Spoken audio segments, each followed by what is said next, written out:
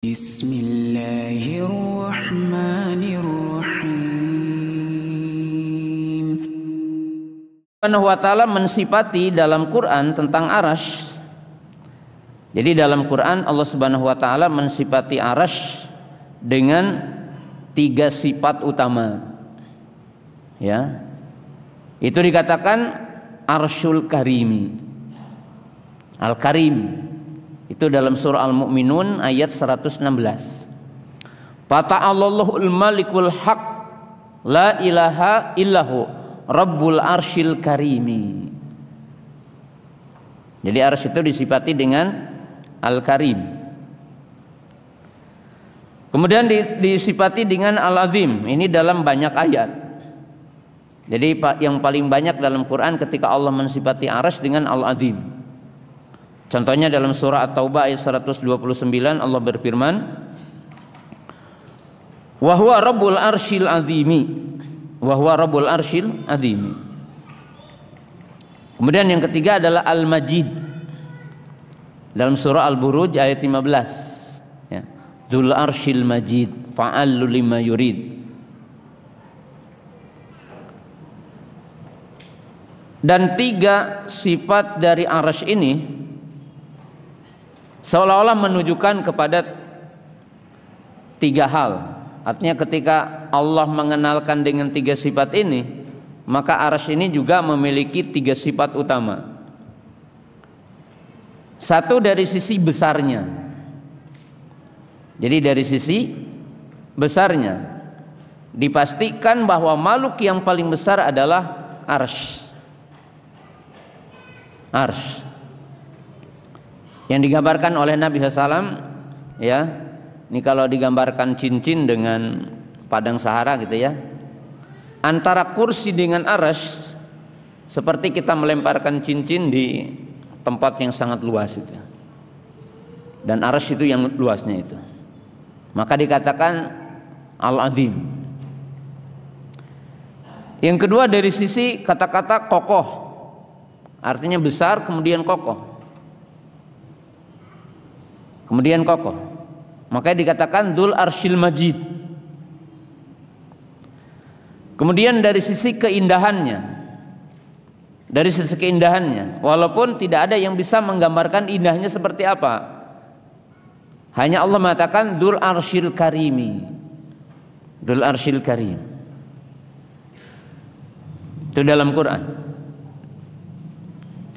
Kemudian kursi bukan arsy, itu menurut pendapat ahli sunnah yang kuat. Jadi kursi bukan arsy. Dan Allah Subhanahu wa ta'ala hanya menyebutkan dalam surah Al-Baqarah ayat 255, wasi'a kursiyyus samawati wal ardh. Kita tidak tahu arsy kecuali dari hadis, kita tidak tahu kursi kecuali dari hadis Abdullah bin Abbas, di mana Abdullah bin Abbas berkata, Al-kursi maudhi'u qadamai rahman. Al-kursi maudhi'u qadamai rahman. Itu adalah perkataan Abdullah bin Abbas radhiyallahu taala anhuma, yang tidak mungkin Abdullah bin Abbas berkata masalah itu dengan akalnya, tetapi dengan taufik dari baginda Nabi sallallahu alaihi wasallam. Maka dikatakan walaupun hukumnya mauquf kepada Abdullah bin Abbas, tapi para ulama hadis dan para ulama akidah mengatakan bahwa ini marfu. Artinya tidak mungkin Abdullah bin Abbas berbicara tentang masalah gaib tanpa bicara dari baginda Nabi sallallahu alaihi wasallam. Kemudian pendapat yang rajih, walaupun ada perbedaan sedikit, bahwa arsy makhluk yang pertama diciptakan Allah. Jadi pendapat yang kuat bahwa arsy lebih dulu dari kolam. Walaupun ada hadis, awalu ma khalaqallahul qalama wa qala yal qalam uktub, qala ma aktub, qala maqadiral khalqi. Jadi pendapat yang paling kuat di antara seluruh pendapat yang disebutkan oleh para ulama ahli sunnah bahwa arsy itu makhluk yang pertama diciptakan Allah. Dan arsy lebih dahulu diciptakan ketimbang kolam. Jadi ketimbang kolam. Walaupun ada dalil, ada hadis yang berbunyi awalu ma khalaqallahu al-qalama. Jadi yang pertama Allah ciptakan adalah al-qalam. Kemudian Allah berfirman, wahai qalam, uktub. Uktub. Kemudian dikatakan, mada aktub? Apa yang aku tulis? Qala maqadirul khalqi. Artinya semua ketetapan makhluk.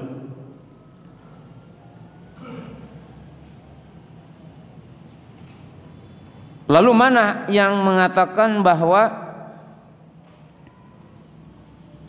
arsy lebih dulu diciptakan dari kolam? Itu sabda baginda Nabi sallallahu alaihi wasallam dalam hadis yang diriwayatkan Imam Bukhari dari hadis Imran ibnu Husain radhiyallahu taala anhu. Hadisnya dikatakan ananasan min ahlil Yamani sa'alu an-nabiy sallam an awali hadhil amri makan. Faqala an-nabiy sallam kana Allah wa lam yakun syai'un qablahu wa kana arshuhu 'alal ma'.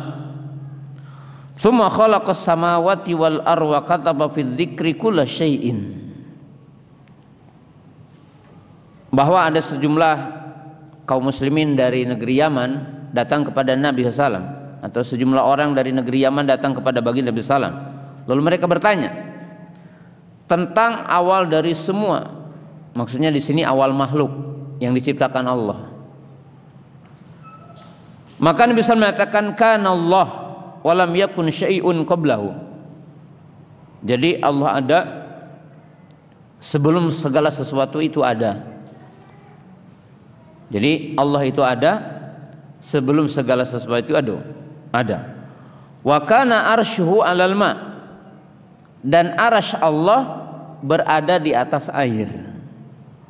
Jadi kita beriman arsy itu di atas air. Seperti apa? Jangan bertanya, iman aja. Karena Allah tidak ngasih tahu, Nabi SAW tidak ngasih tahu seperti apanya. Tsumma khalaqas samawati wal arda. Kemudian Allah menciptakan langit dan bumi. Wa kataba fid dzikri kulla syai'in. Nah, di sini dikatakan kana Allah wa lam yakun syai'un ghairuhu. Dalam riwayat yang lain, kana Allah wa lam yakun syai'un ghairuhu. Kemudian Allah menciptakan arsy, wa kana arshuhu 'alal ma, dan arsy-nya di atas air. Kemudian Allah menciptakan. Berarti menunjukkan arsy itu telah ada dan Allah telah menciptakan arsy. Kemudian Allah menciptakan setelah itu makhluk. Nah, termasuk kolam. Maka berarti kolam bukan termasuk yang pertama diciptakan. Karena sebelum Allah menciptakan kolam, arsy-nya telah ada. Itu nas yang ada dalam hadis tadi. Jadi nas yang ada dalam hadis tadi. Ya. Yang penting kita beriman tentang adanya arsy. Jadi apa yang kita imani tentang arsy? Satu, arsy itu makhluk. Kedua, arsy itu adalah makhluk yang pertama Allah ciptakan. Ketiga adalah arsy itu makhluk yang paling besar dari seluruh makhluk, sebagaimana disabdakan oleh baginda Nabi SAW.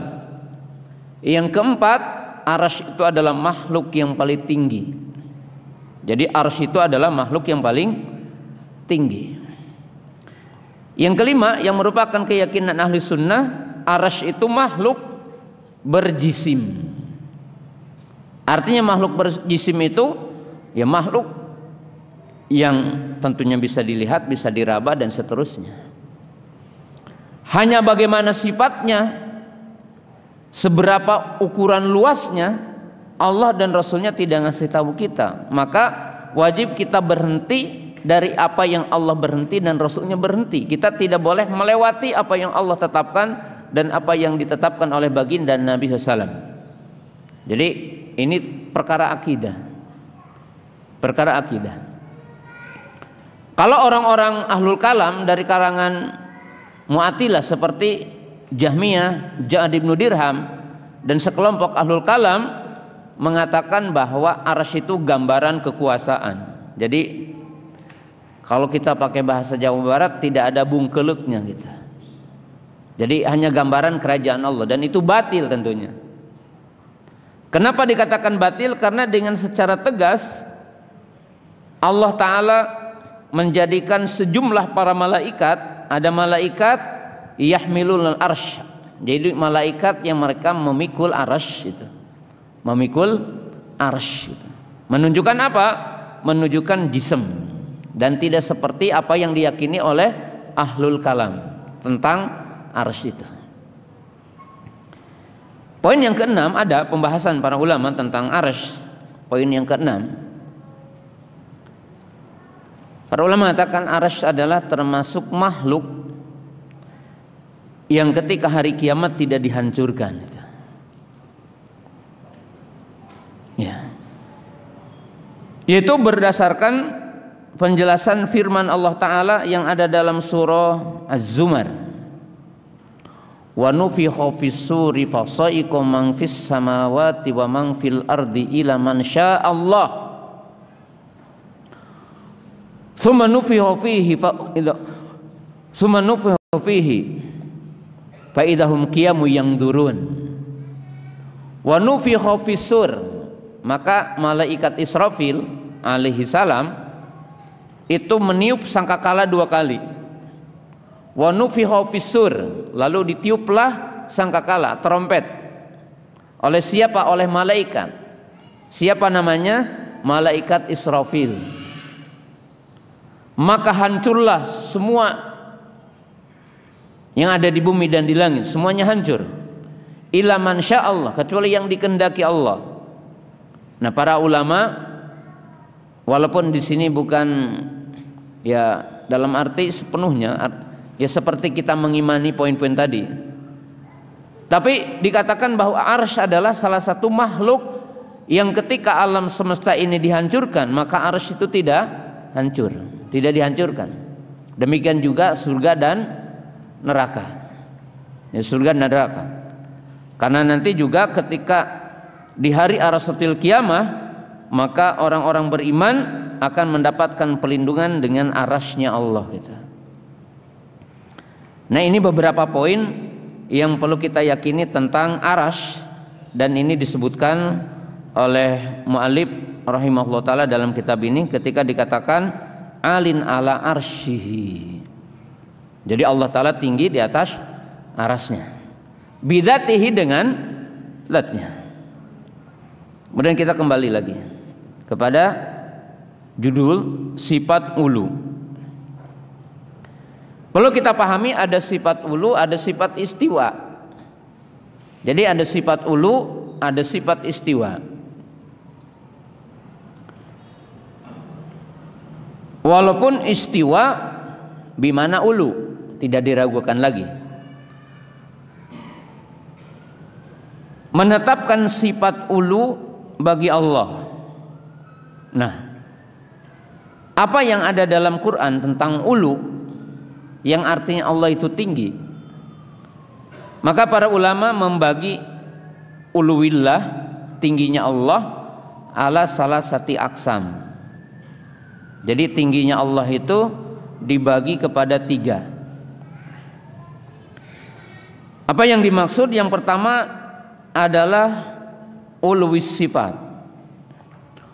Uluwis sifat, atau dengan istilah uluwi sya'n, uluwi sya'ni.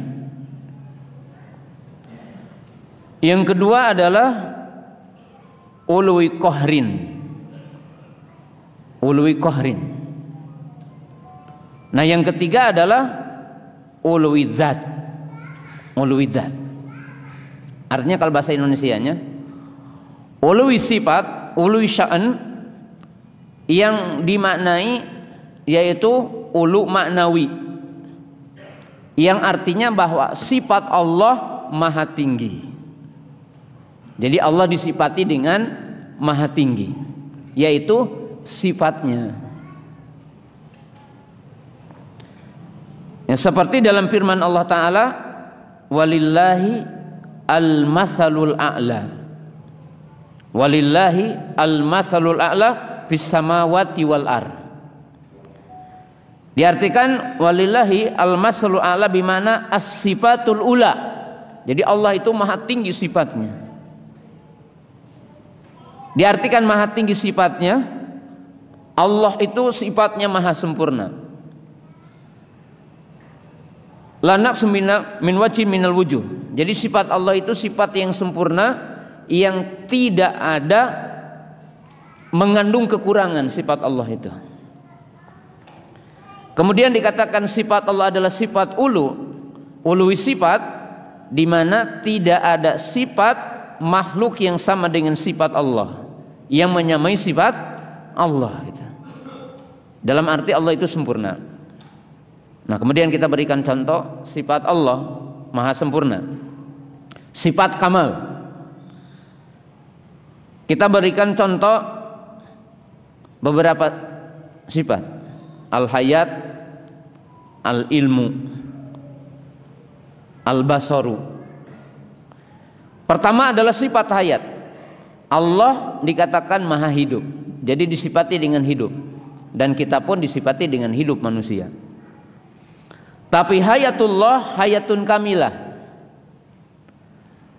la yusbaq bi adamin wa la yalhaquhu bizawalin. Allah disifati dengan hidup, dan hidup Allah maha sempurna. Kenapa? Tidak diawali dengan tidak ada, dan tidak diakhiri dengan tidak ada. Jadi Allah itu sempurna. Beda dengan makhluk, diawali dengan tidak ada dan diakhiri dengan tidak ada. Jadi kalau manusia adalah fana, Allah itu ya abadi. Contoh kedua, ilmu Allah itu ilmu kamil. Bagaimana ilmu Allah ilmu al-kamil? Al-ilmu alladzi la yusbaq bijahlin wa la yalhaqu binisyan al-muhitu bi kulli syai'. Kita pelajari contohnya apa? Ilmu Allah adalah ilmu yang sempurna, tidak diawali dengan tidak tahu, tidak diakhiri dengan lupa, dan ilmu Allah meliputi segala sesuatu. Tapi kalau kita berawal tidak tahu, kemudian kita lupa, kemudian ilmu itu hilang, kemudian ilmu kita terbatas. Jadi ilmu kita terbatas, tidak meliputi segala sesuatu. Tapi ilmu Allah meliputi segala sesuatu. Semua ahlul kiblah, ahlul kiblah itu yang diklaim sebagai muslim, itu mengimani sifat ini, yaitu uluwi sifat. Yang kedua adalah uluwil qahar, yakni uluwil qahar, yaitu sifatul qahar, di mana Allah itu maha berkuasa.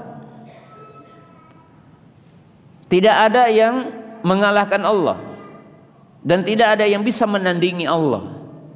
Jadi uluwil qahar, qahar itu dalam bentuk mughalabah. Allah mengalahkan seluruh makhluknya, dan tidak ada makhluk yang bisa mengalahkan Allah.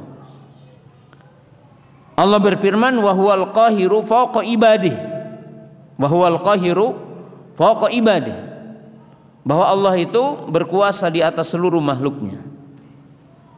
Ya. Lillahil wahidul qahhar wa barazu lillahi wahidul qahhar. Dan ini pun diimani oleh ahlul kiblah. Jadi tidak ada perbedaan dengan Mu'tazilah, tidak ada perbedaan dengan yang lainnya.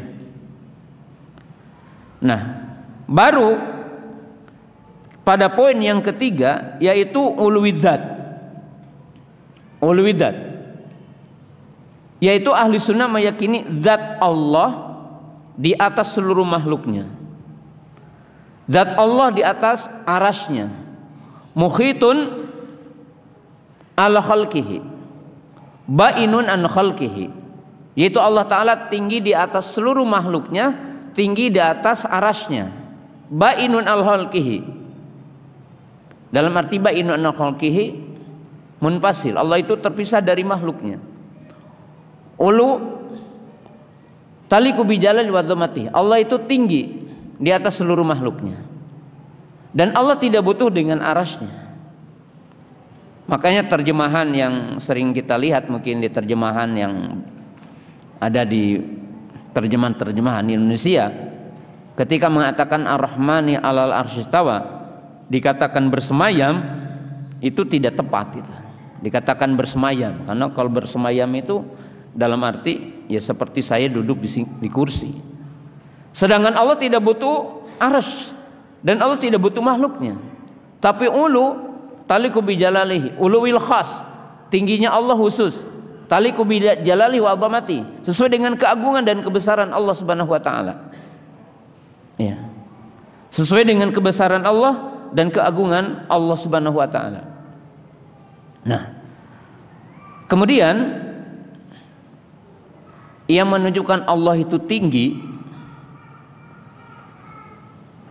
Imam Ibnul Qayyim menyebutkan dalam kitab Istima Juyus al-Islamiyah dan menukil dari Imam Asy-Syafi'i rahimahullahu taala, beliau mengatakan tidak kurang dari 1000 dalil,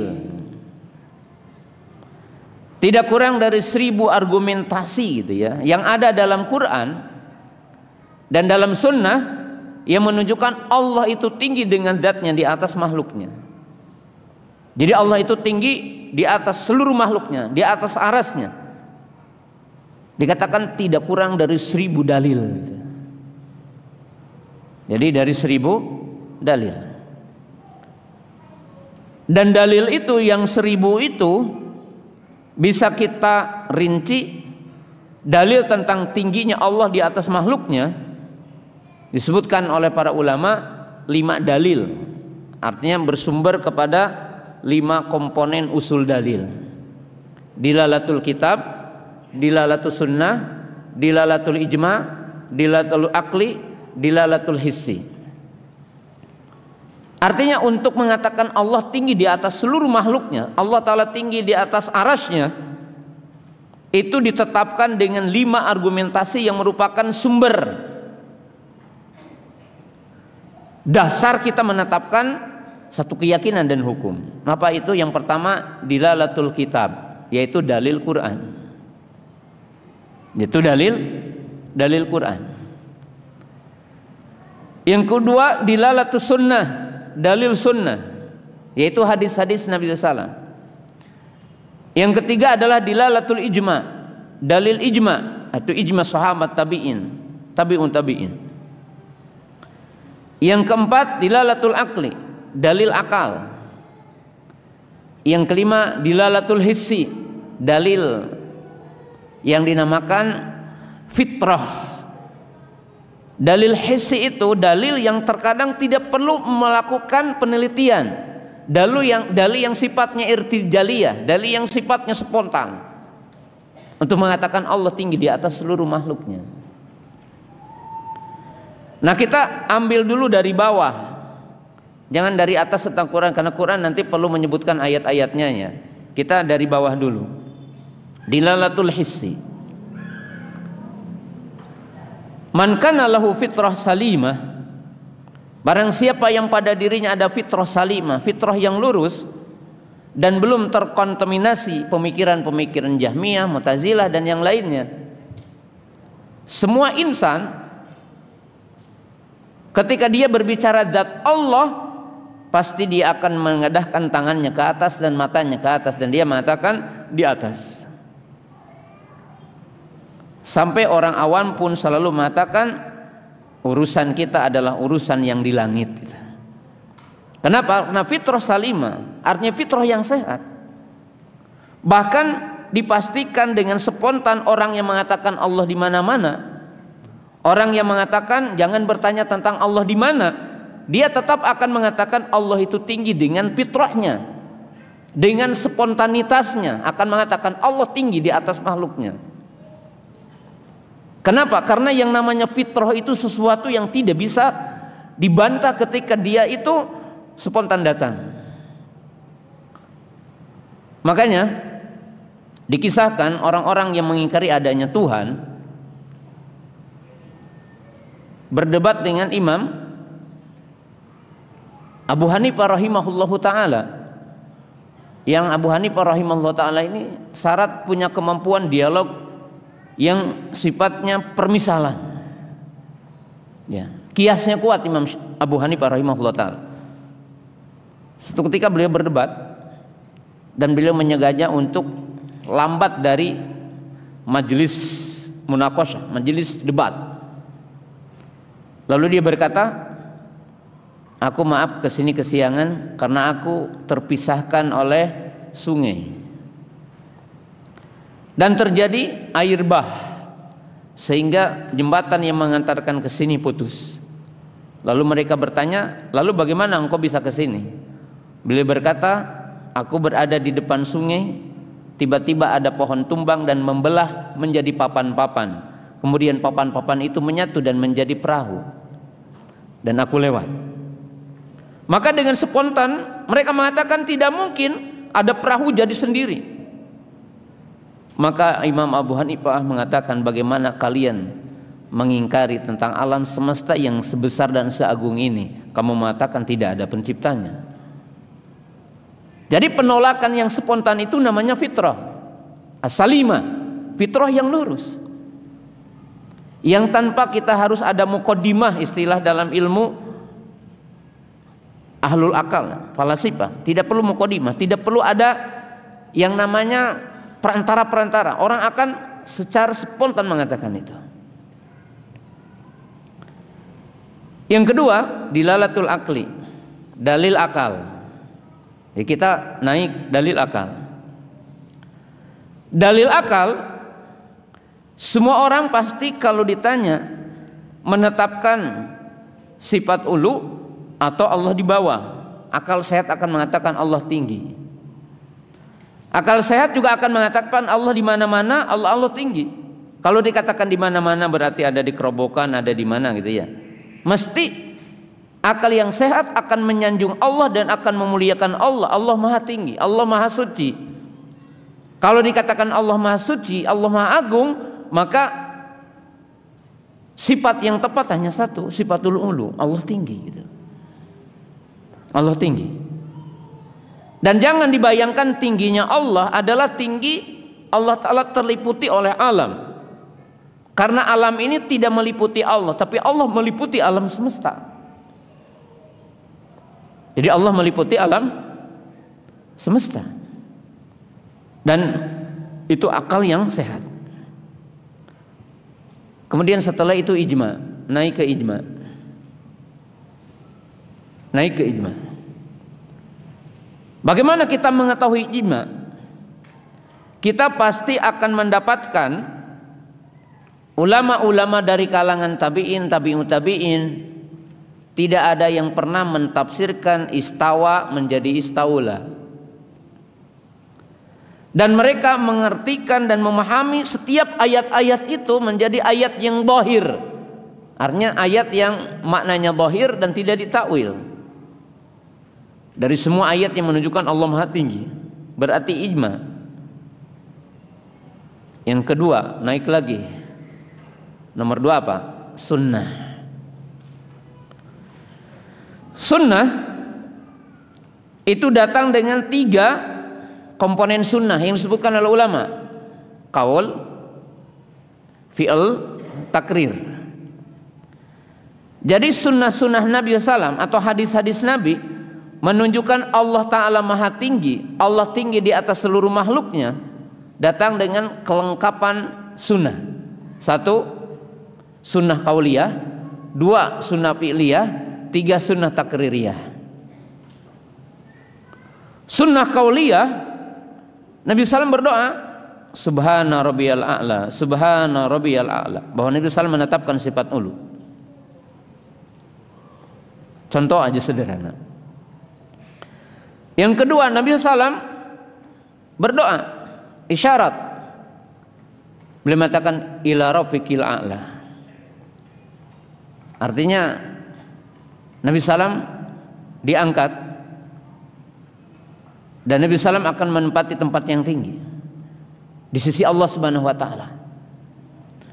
Dan ketika beliau di depan 100.000 sahabat di padang Arafah, beliau berada di atas kudanya dan berkhutbah di depan sahabat, dan beliau menyaksikan, bersaksi di hadapan Allah, bersaksi di hadapan para sahabat bahwa beliau telah menyampaikan wahyu semuanya. Beliau mengatakan Allahumma syhad, Allahumma syhad, yang menunjukkan Allah tinggi karena Nabi SAW berisyarat Allahumma syhad. Tidak dikatakan Allahumma syhad, Allah di mana-mana. Allahumma syhad. Dan Nabi SAW berdoa, doa kunut, doa biasa, doa ketika istisqa, beliau mengangkat tangannya. Ya. Maka itu adalah qauliyah. Takririyah, hadis yang sahih dan tidak perlu diotak-atik makna dari hadis ini, bahwa Nabi SAW ketika ada orang yang ya manusiawi, dia merasa jengkel dengan budaknya karena selalu ya kalau bahasa kita mungkin human error terus itu ya, kambingnya hilang, ininya hilang. Kemudian beliau ingin memerdekakan budak ini daripada jadi beban itu. Maka Nabi SAW mengatakan uji tentang dia. Maka ditanya, aina Allah wa man ana? Dia berkata, Allahu pisama wa anta Rasulullah. Allah di atas langit dan engkau adalah Rasulullah. Kemudian Nabi SAW mengatakan, atikha fa innaha mu'minah. Maka Nabi SAW mengatakan, merdekakan dia karena dia adalah mukminah. Maka si jariyah itu mengatakan Allah di atas langit. Kemudian Nabi SAW mengatakan, merdekakan dia karena dia mukmin. Nah, baru sekarang masuk ke atas, paling atas, yaitu dalil Quran. Dalil Quran bisa dipahami begini. Antum ambil dua kaidah umum. Apa yang dimaksud dengan dua kaidah umum? Dalil umum, dalil khusus. Jadi dalil umum, dalil khusus. Dalil umum kaidahnya mengatakan begini: semua nama Allah dan semua sifat Allah menunjukkan tingginya Allah. Jadi dilalatul asma wa sifat tadullu ala sifatil ulu. Semua makna dari nama-nama Allah dan sifat-sifat Allah menunjukkan Allah Maha Tinggi. Karena Allah Subhanahu wa taala berfirman, walillah al-masalul a'la. Walillahi al-masalul a'la. Jadi bagi Allah itu misal yang sempurna, tinggi. As-sifatul ula, sifat yang sempurna, sifat yang tinggi. Nah, yang kedua, baru dalil tafsili. Dalil yang sifatnya dirinci gitu. Dalil yang sifatnya dirinci, satuan gitu. Yang mendekatkan pemahaman bagi kita bahwa Allah secara zatnya di seluruh makhluknya. Jadi di atas seluruh makhluknya. Bainun an khalqihi. Nah, kita lihat ayat-ayat yang menunjukkan ulu, seperti sabbihis marobikal a'la wa huwal aliyul azim, surah ya sabbihis, surah Al-Baqarah ayat 252 yang dikenal dengan ayat kursi, wa huwal aliyul azim. Kedua, dalam Quran disebutkan kalimat istawa. Di dalam Quran disebutkan dengan kalimat istawa. Kalimat istawa di dalam Quran disebutkan dalam 9 ayat. Jadi disebutkan dalam 9 ayat. Dari 9 ayat itu disebutkan 7 ayat berkaitan dengan arsy. Jadi berkaitan dengan arsy. Dari 7 ayat ini disebutkan 6 dengan satu redaksi, sumastawa alal arsy. Jadi disebutkan dengan kalimat sumastawa alal arsy. Itu dalam 6 ayat.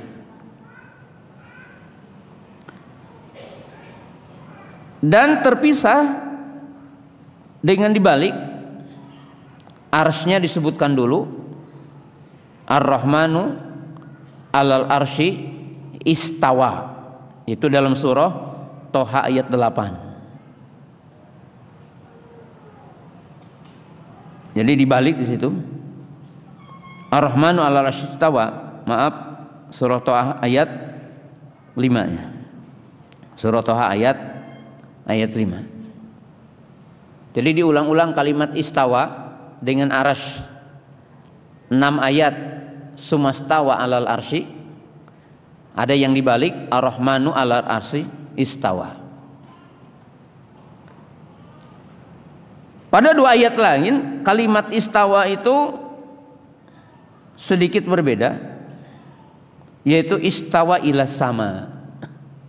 Istawa ila sama, yaitu surah Al-Baqarah ayat 29. Huwallazi khalaqas samawati huwallazi khalaqalakum ma fil ardi jami'a tsumastawa ilas sama.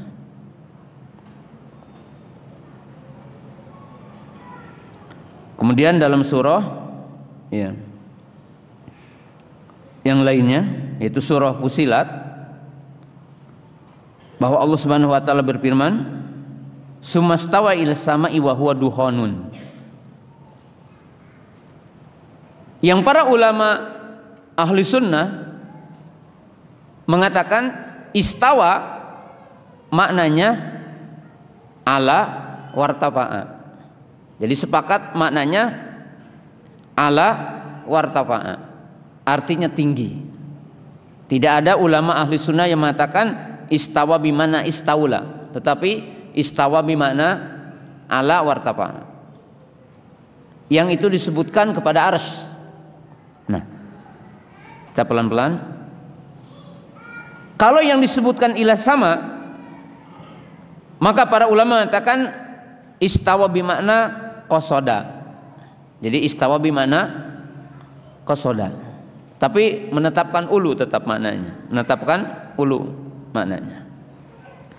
Nah, lalu apa yang kita pahami dari 7 ayat yang di situ istawa alal arsy. Jadi istawa alal arsy. Maka di sini ada 3 poin yang harus kita tetapkan. Jadi semua ayat yang tadi 7 tentang istawa harus kita tetapkan 3 poin utama. Yang pertama, kita menetapkan sifat istiwa. Jadi sifat istiwa. Jadi sifat istiwa. Berarti ada sifat ulu, ada sifat istiwa.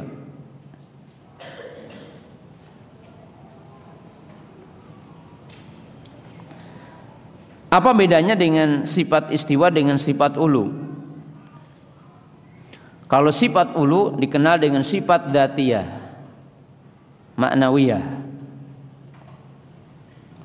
Kalau istiwa adalah sifat fi'liyah, sifat fi'liyah, karena menyebutkan fi'il Allah, sumastawa, yaitu menyebutkan perbuatan Allah.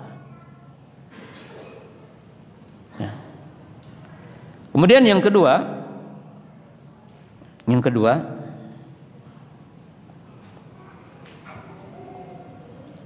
di sini kita mengimani uluwil khos. Uluwil khos. Karena kalau dikatakan uluwil amah, artinya Allah tinggi di atas seluruh makhluknya. Kalau uluwil khos, Allah tinggi di atas arasnya. Yaitu aras adalah makhluk yang paling tinggi dan Allah tinggi di atas arasnya.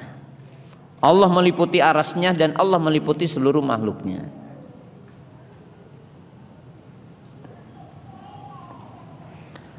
Kemudian yang ketiga, ini poin penting. Istawa bi makna ala wartafa'a.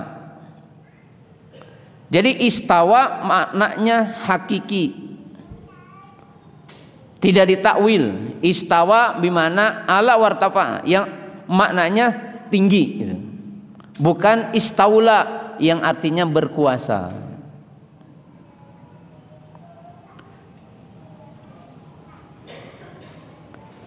Nah, lalu kita mungkin nanti adu argumentasi kenapa tidak diartikan istaula.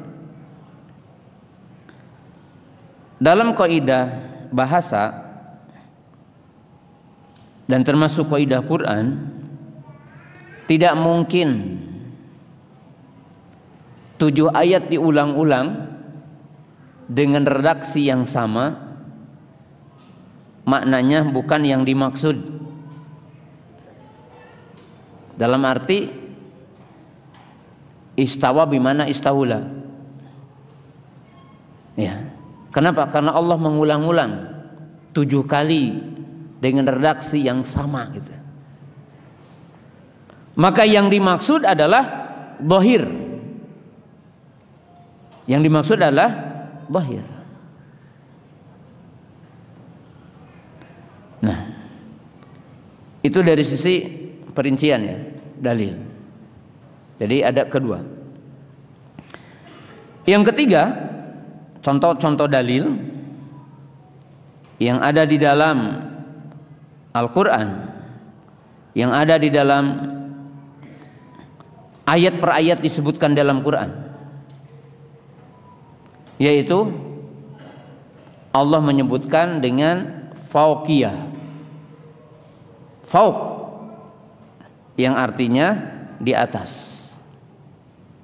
Contohnya wa huwal qahiru fawqa ibadih yakhafuna rabbahum min fawqihim. Dialah siapa? Dia itu Allah Al-Qahiru, yang maha berkuasa mengatur, fawqa ibadih, di atas seluruh hambanya. Jadi dikatakan di atas. Atau dalam ayat yang lain yang menyebutkan malaikat, itu malaikat-malaikat yang takut kepada Allah. Allah berfirman yakhafuna. Yakhafuna apa? Rabbahum. Bagaimana? Min fawqihim. Yaf'aluna ma yu'marun. Mereka para malaikat takut kepada siapa? Rabb mereka. Di mana? Min fawqihim. Malaikat ada di atas dan Allah berada di atas para malaikat. Jadi disebutkan fauqiyah, Allah itu tinggi. Berarti itu dalil yang ketiga. Dalil yang keempat, Quran dikatakan fis sama. Jadi Allah fis sama, bimana a'la sama, bukan fi-nya, bukan fi lidorfiyah, tapi fi bimakna ala. Jadi dalam bahasa Arab huruf-huruf jar ini memiliki makna. Karena huruf itu ada huruf hijaiyah, kalau disebutkan satu tidak menunjukkan makna. Seperti abatasa, jahakho gitu ya. Tapi huruf-huruf memiliki makna. Contoh ya huruf jar itu kan ila, min ya. Fi itu bimakna dorfiyah, seperti orang mengatakan Muhammad fil fasal, Muhammad di kelas, menunjukkan tempat. Tapi tidak semua fi bimakna makan. Terkadang bimakna ulu, tinggi. Seperti kita berkata fasiru fil ardi, berjalan di muka bumi. Bukan Gatot Kaca ya, nerus bumi. bukan di dalam bumi, tapi fi bima'na ala, fil ard. La usolibanakum fi judu'in nahl, akan aku cincang bukan di dalam batang kurma, tetapi di pelapah kurma. Sekarang ayat yang berbunyi aamintum man fis sama, ay bimakna man a'las sama. Aamintum man fis sama bimakna man a'las sama, artinya zat yang tinggi di atas langit. Itu dalam surah apa? Al-Mulk. Jadi dengan jelas seperti itu. Nah, kemudian dalil begitu banyak, nuzul, su'ud, raf'u, yaitu nas-nas ayat yang menunjukkan Allah tinggi, naik, turun gitu ya.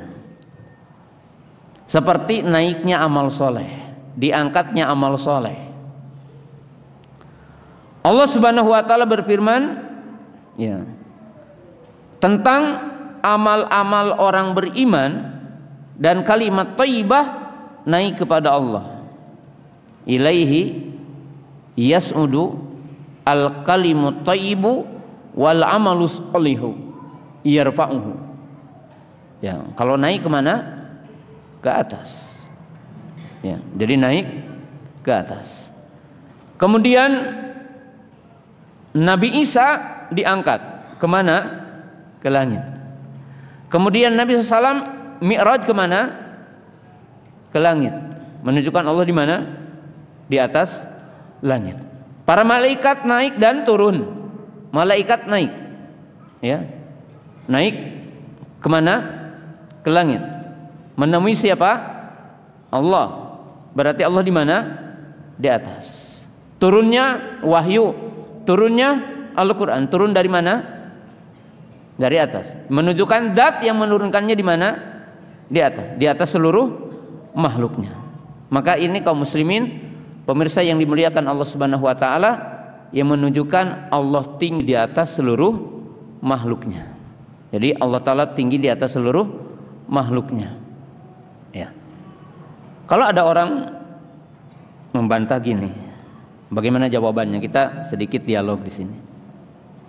Jamaah yang dimuliakan Allah taala, kalau ada orang yang mengatakan kalau Allah bertempat, berarti Allah berjasad, berarti Ahlus Sunnah Salafi Mujassimah, berarti Allah itu berjisim. Ya. Atau yang kedua, mengatakan kalau Allah itu dikatakan di atas, berarti Allah itu bertempat. Dan jika Allah bertempat, berarti Allah itu berjasad. Ya. Kaum muslimin jamaah yang dirahmati Allah Subhanahu wa taala, kita bantah dengan dua jawaban. Jawaban umum, jawaban khusus gitu. Jawaban umumnya kita katakan begini dengan sederhana. Bukankah kita punya kaidah yang disepakati, laisa kamitslihi syai'un wa huwa samiul basir. Lam yalid wa lam yulad wa lam yakun lahu kufuwan ahad. Hal ta'lamu lahu samia. Ya. Itu laisa kamitslihi syai'un, ayat yang udah populer. Lam yalid wa lam yulad wa lam yakun lahu kufuwan ahad. Ayat yang dihafal oleh setiap mukmin. Hal ta'lamu lahu samia, yang menunjukkan Allah tidak ada sekutu baginya. Maka kita katakan ketika Allah disifati dengan sifat tinggi, kita cuma mengatakan taliqu bi jalali wa 'azamati laisa kamitslihi syai'. Bahwa Allah disifati dengan sifat ulu, Allah disifati dengan tinggi sesuai dengan keagungan dan kebesaran Allah taala. Dan tidak ada yang menyamai Allah. Cukup kita di situ. Sebagaimana kita menetapkan sifat hayat, sifat ilmu, sifat mendengar dan sebagainya, kita katakan laisa kamitslihi syai'un, laisa kamitslihi syai'un. Maka itu jawaban umum ya. Sekarang jawaban tafsir. Jawaban perinci. Kita katakan begini. Kaidah al-kalamu fis sifat kal kalami fid dzat. Wal kalami fi ba'di sifat kal kalami fi ba'dil akhar. Ini kaidah. Berbicara tentang sifat seperti kita berbicara tentang zat. Dalam arti gini, kalau kita menetapkan adanya zat Allah, maka kita meyakini zat Allah tidak sama dengan makhluknya. Maka demikian juga ketika kita menetapkan sifat Allah, Allah mendengar, Allah melihat, Allah Maha Pengasih dan seterusnya, maka tidak sama dengan makhluknya. Sebagaimana zatnya tidak sama, demikian juga sifatnya tidak sama. Karena berbicara tentang sifat seperti berbicara tentang zat. Yang kedua, berbicara tentang sebagian sifat seperti kita berbicara tentang sifat yang lainnya. Kaum Asy'ariyah menetapkan 7 sifat. Apa 7 sifat itu? 1. Sifat hayat, sam'un, basarun, ilmun. Jadi menetapkan sifat ilmu, sifat hayat, sifat basar, sifat sam'un. Kemudian sifat kudrah, sifat iradah, dan sifat kalam. 7 sifat. Kalau kita akan begini menetapkan 7 sifat, itu tidak menyamakan Allah dengan makhluknya. Karena hayat Allah berbeda dengan hayat makhluknya.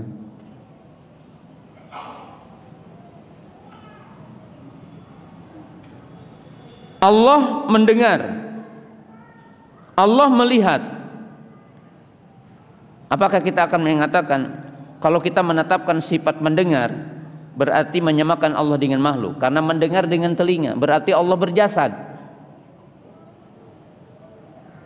Berarti apa? Kalau dikatakan ya sam'un taliku bijalali wa adhamatihi, basarun taliku bijalali wa adhamatihi, kalamun taliku bijali wa adhamatihi, kita katakan ya semuanya laisa kamitslihi syai'un.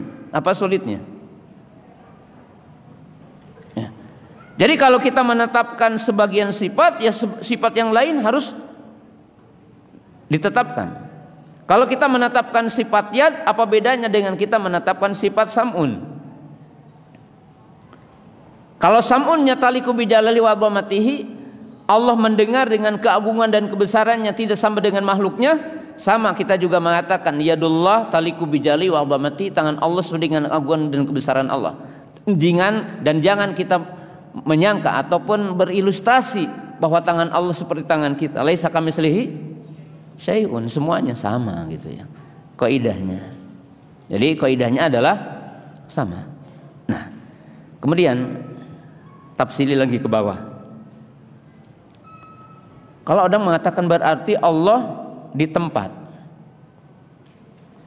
Kalau yang dimaksud dengan tempat adalah al-jihatus sittah, jihatul alam. Kalau yang dimaksud dengan jihad adalah jihad yang 6. Jihad yang 6 itu depan, belakang, kanan, kiri, atas, bawah, dan itu yang dilingkupi oleh alam, maka Allah munazzahun an dzalik. Kita sepakat bahwa Allah itu suci dari itu. Kenapa? Karena Allah akbaru min kulli syai'in wa a'dhamu min kulli syai'in wa anna Allah ta'ala muhitu bi kulli syai'. Karena Allah itu maha besar, maha agung, dan Allah meliputi segala sesuatu. Kalau itu.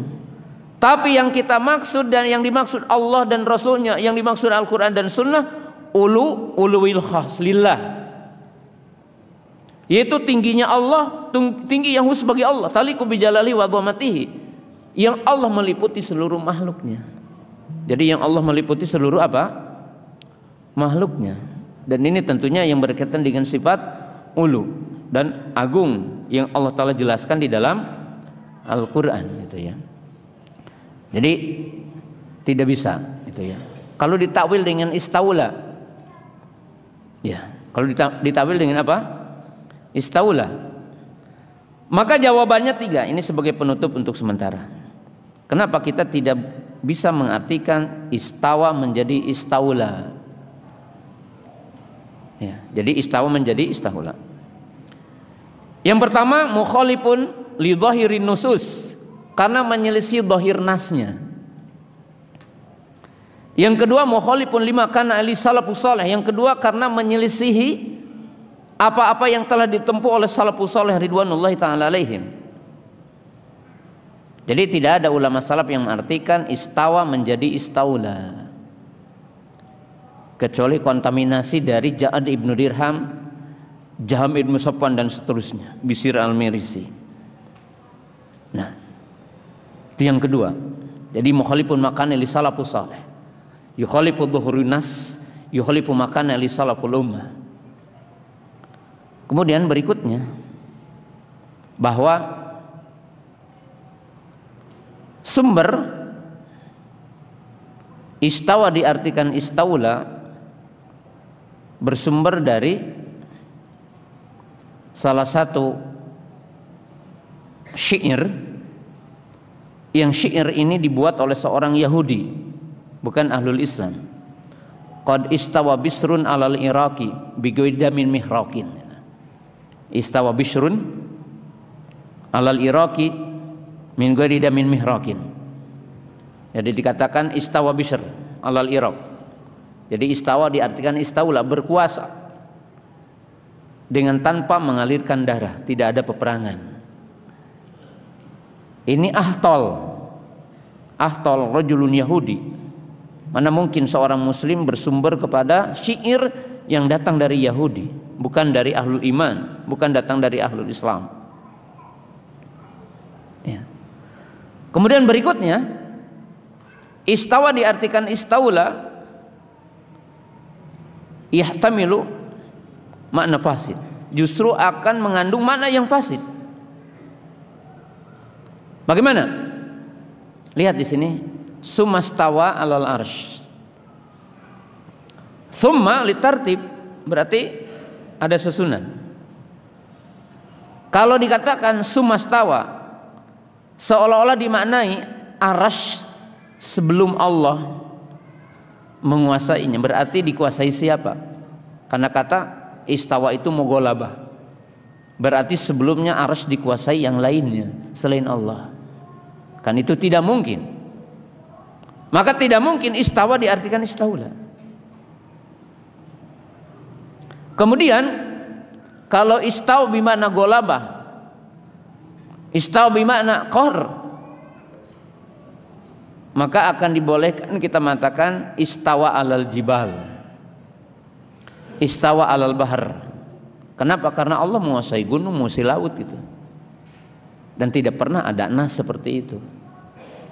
Nah, maka tidak ada penafsiran dari istawa kecuali irtafa'a wa ala, yang artinya Allah tinggi, dan tidak bisa diartikan dengan istaula gitu. Ya, tidak bisa diartikan dengan istaula. Nah, kaum muslimin jamaah yang dimuliakan Allah Subhanahu wa taala, jadi Imam Al-Muzani rahimahullah taala menanamkan kaidah yang sangat agung tentang sifat ulu dan sifat istiwa, yang menunjukkan Allah tinggi di atas seluruh makhluknya dengan zatnya. Ya. Barangkali sampai di sini, karena ya tentang ma'iyah nanti kita akan jelaskan setelahnya insyaallah.